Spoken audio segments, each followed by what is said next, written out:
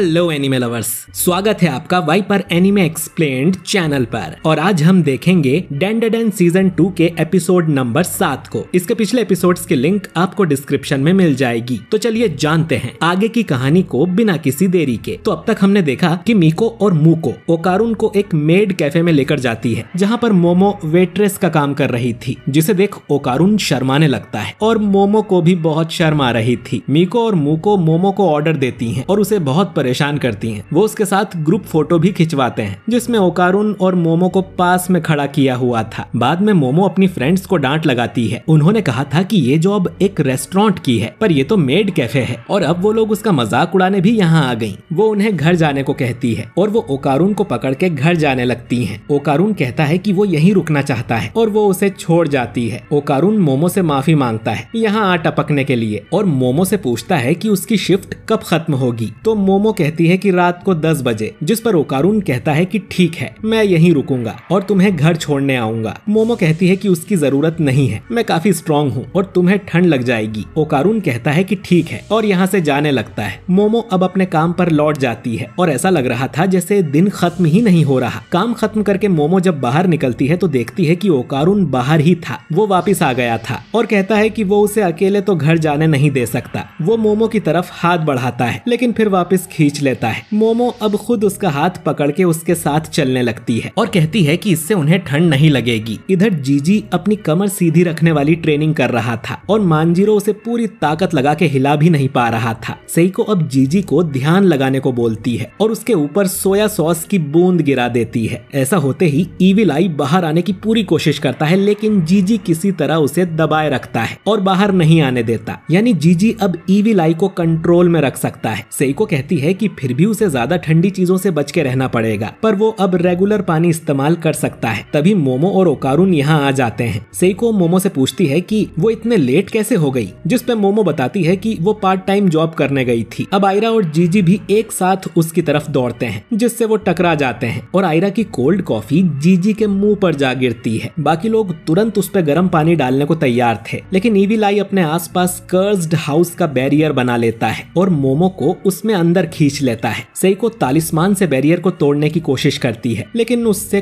कुछ नहीं होता। इविल आई अब मोमो को मारने जाता है, तो मोमो अपनी साइकिक पावर से उसे दूर धकेल देती है। इविल आई अब कर्स्ड हाउस को ही छोटा कर लेता है और मोमो के पास आके उसका गला दबाने लगता है, और बाकी के लोग बैरियर की वजह से कुछ भी नहीं कर पा रहे थे। अब मोमो ने घर में आते ही गर्म पानी पिया था, जिसे वो इविल आई के मुंह पर उगल देती है, जिससे इविल आई वापस जीजी बन जाता है। जीजी मोमो से माफी मांगने लगता है, लेकिन ओकारुन उसे धक्का देकर मोमो से दूर कर देता है और उससे पूछता है कि वो ठीक तो है। सेइको जीजी पर टॉवल डालती है और कहती है कि जो हुआ उसमें तुम्हारी कोई गलती नहीं थी। पर जीजी नोटिस करता है कि बैरियर को तोड़ने के चक्कर में सेइको का हाथ जल गया था, और ये भी कि ओकारुन और मोमो एक दूसरे के काफी क्लोज आ गए हैं। रात को आयरा मोमो से माफी मांगती है क्योंकि उसकी कोल्ड कॉफी की वजह से इविल आई बाहर आ गया था। मोमो उसे समझाती है कि इस बारे में ज्यादा मत सोचो और बुरा फील मत करो। वहीं दूसरे कमरे में जीजी और ओकारुन सो रहे थे और दोनों में बात बंद थी। अगले दिन हम मिस्टर मेंटिस को देखते हैं, जो अब काऊ फार्म में काम करता है। उसे ओकारुन मिलने आता है और देखता है कि मेंटिस ने यहाँ रहने के लिए इंसानों जैसा रूप लिया हुआ था। ओकारुन ये सुन चौंक जाता है और पूछने लगता है कि ऐसे और कितने एलियंस यहाँ इंसान बन के रहते हैं। मेंटिस पूछता है कि तुम यहाँ क्यों आए हो, तो ओकारुन बोलता है कि मुझे अपना स्टूडेंट बना लो और मुझे अपनी तरह दमदार पंच मारना सिखाओ। मेंटिस उसे मना कर देता है क्योंकि वॉयलेंस बुरी चीज होती है, और वो ओकारुन से कुछ बोरियां अंदर ले जाने के लिए उसकी मदद करने को कहता है। ओकारुन उसकी हेल्प करता है, लेकिन मेंटिस फिर भी उसे अपना शिष्य नहीं बनाता, और रात को ओकारुन थका हुआ वापस घर आ जाता है, लेकिन वो कल फिर मेंटिस के पास जाएगा। सेइको ओकारुन से पूछती है कि वो इतना लेट कैसे हो गया, उसने भी पार्ट टाइम जॉब करना शुरू कर दी क्या, और वो उसे डिनर करने को कहती है। वहीं जीजी ओकारुन से नजरें नहीं मिला पा रहा था। बाद में मांजिरो सेइको से कहता है कि उन्हें ज्यादा रिस्क नहीं लेना चाहिए, वो इविल आई को काबू नहीं कर सकते हैं। हमें हयाशी को वापस बुलाकर इविल आई को खत्म कर देना चाहिए। अगर सेइको ये रिचुअल नहीं कर सकती तो मांजिरो खुद ही कर लेगा। सेइको मांजिरो से कहती है कि बच्चों की सारी परेशानी का बोझ हमेशा हम बड़ों को ही झेलना पड़ता है, ताकि हम उन्हें कह सकें कि वो कुछ भी कर सकते हैं। मांजिरो कहता है कि लेकिन हम बड़ों की ये जिम्मेदारी भी है कि बच्चों को दुनिया की असलियत दिखाएं, कि हमेशा सब कुछ हमारे मन का नहीं होता है। इतना कह के मांजिरो चला जाता है है। दूसरी तरफ हम ओकारून को देखते हैं जो पंच मारने की प्रैक्टिस कर रहा था। तभी यहाँ टर्बो ग्रैनी आ जाती है और पूछती है कि वो डांस प्रैक्टिस कर रहा है क्या। ओकारून कहता है कि वो पंच मारने की प्रैक्टिस कर रहा है ताकि स्ट्रॉन्ग बन सके और ईविल आई को हरा सके। टर्बो ग्रैनी पूछती है कि तुम पंच मारना चाहते हो कि स्ट्रॉन्ग बनना चाहते हो, क्योंकि ईविल आई तुमसे कहीं ज्यादा पावरफुल है और काफी तेज भी, और तुम भूल गए क्या कि तुम्हारे अंदर मेरी पावर्स हैं। वो फिर से पूछती है कि तुम पंच मारना चाहते हो या स्ट्रॉन्ग बनना चाहते हो। इस बार ओकारून कहता है कि वो स्ट्रॉन्ग बनना चाहता है। टर्बो ग्रैनी अब ओकारून को अपने साथ ले जाने लगती है क्योंकि वो उसकी पावर्स को ठीक से यूज नहीं कर पा रहा है और उसमें टर्बो ग्रैनी उसकी हेल्प करेगी। ये देख आयरा भी उनके पीछे जाने लगती है। टर्बो ओकारून को उसके स्कूल लेकर जाती है और उसके अंदर चलने को बोलती है, लेकिन तभी आयरा यहाँ आकर ओकारून से पूछती है कि वो इतनी रात को यहाँ क्या कर रहा है। टर्बो उसकी इंसल्ट कर उसे वापस जाने को बोलती है तो आयरा अपने एक्रोबेटिक सिल्की वाले रूप में ट्रांसफॉर्म हो जाती है और टर्बो को गालियां देने लगती है। ओकारून दोनों को शांत करवाता है और आयरा को सारी बात बताता है, जो सुन आयरा भी इनके साथ चलने लगती है ताकि वो भी स्ट्रॉन्ग हो सके। आयरा ओकारून से ये भी कहती है कि वो सब गालियां तो सिल्की ने दी थी, मैंने नहीं, मैं तो अच्छी बच्ची हूँ। खैर टर्बो इन्हें लेकर म्यूजिक रूम में जाती है जहाँ कई सारे म्यूजिशियंस के फोटोज लगे हुए थे। आयरा डरने का नाटक करती है ताकि ओकारून के करीब आ सके, लेकिन अचानक ही वो किसी चीज से डर के ओकारून को मुक्का मार देती है। ये पियानो की आवाज थी जो टर्बो ने बजाई थी और आयरा फिर से उसे गालियां देने लगती है। सड़ी हुई बिल्ली, मरना है क्या तुझे? टर्बो अब ओकारून से कहती है कि पियानो के साउंड के साथ जंप करो। ओकारून ऐसा ही करने लगता है। टर्बो कहती है कि ये उसकी कॉम्बैट रिदम है और फिर वो ईविल आई की रिदम बजाती है जो कि थोड़ी तेज थी, यानी जितने टाइम में ओकारून एक जंप पूरी करता उतने में ईविल आई 4 एक्शंस ले चुका होता है। अब ओकारून कहता है कि मतलब ईविल आई टर्बो ग्रैनी से भी तेज है। टर्बो चिल्लाती है कि ऐसा नहीं है, मैं सबसे तेज हूँ, वो तो बस टेक्निक की बात कर रही थी। ओकारून एक बीट में 2 ही एक्शन करता है, ईविल आई एक बीट में 4 एक्शंस कर सकता है, बल्कि आयरा भी एक बीट में 4 एक्शंस कर सकती है और ईविल आई अपने कर्स्ड हाउस में तो एक बीट में 10 एक्शन कर सकता है। तभी